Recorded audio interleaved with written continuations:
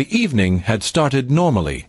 My wife had invited her entire family for dinner, and I wanted everything to be perfect. I stood in the kitchen, carefully stirring the curry while checking on the roast in the oven. The sound of laughter came from the living room where her parents, siblings, and cousins had already gathered. It was supposed to be a warm family night, a chance to bond and show them how well we worked as a couple. Just as I was setting the table, I realized we didn't have enough chairs for everyone. Calmly, I told my wife I'd grab a few extra from the garage.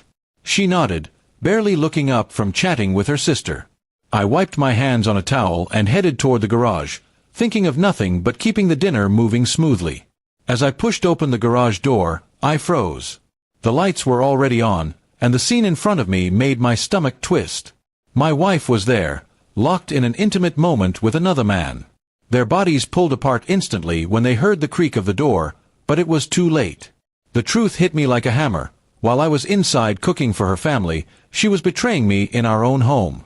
I stood there, unable to move, my mind racing. My wife's face turned pale, and she stammered something about it not being what it looked like. But the guilt in her eyes told me everything. The man scrambled to adjust his clothes and muttered an apology before rushing out of the garage like a coward.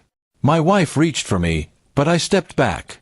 I didn't shout, though every bone in my body wanted to. I didn't cause a scene. Instead, I just stared at her, the weight of years of trust collapsing in an instant. She begged me to listen, but all I could hear was the sound of betrayal echoing in my mind. Dinner, the family gathering, all of it suddenly felt like a cruel joke. I turned back into the house, my wife trailing behind me in panic. Her family looked up as I entered with a forced smile. I calmly carried the chairs into the dining room and set them down. Inside, I was breaking, but outside, I played the part of the gracious host.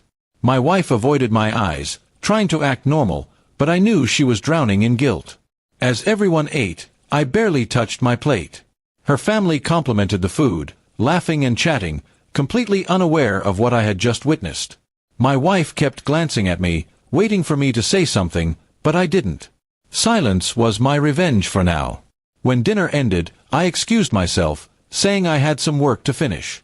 My wife tried to stop me, but I whispered in her ear, "We'll talk after your family leaves." Her face drained of color, and she nodded, knowing the storm that was waiting. Upstairs, I sat alone in our room, replaying everything in my mind. The betrayal wasn't just physical, it was the timing, the disrespect. I was cooking for her family, trying to make her proud, while she slipped away to the garage to destroy everything we had built. Hours later, after her family finally left, she came upstairs with tears in her eyes. She begged me to forgive her, claimed it was a mistake, and swore it would never happen again. But her words felt empty, like ash. I told her calmly that I wasn't a fool. A mistake doesn't happen in the middle of a family gathering, just steps away from the kitchen where her husband is working hard. That was a choice, not an accident. Her sobs filled the room, but my heart was already turning cold. In the days that followed, I didn't expose her to her family immediately. Instead, I began to plan. Quietly, I gathered evidence, messages, and details she thought I'd never find. She thought my silence was a sign of weakness, but it was the preparation for justice. Finally, when her family gathered again weeks later, I laid everything out in front of them, proof of her betrayal. The same living room filled with laughter that night became filled with shocked silence. My wife collapsed in tears, and her family looked at her in disbelief. I didn't need to yell, I didn't need revenge in anger. The truth itself was the biggest punishment. I walked out of that house with my dignity intact, leaving her to face the shame of her choices. My pain was deep, but so was my resolve. Never again would I allow myself to be disrespected like that.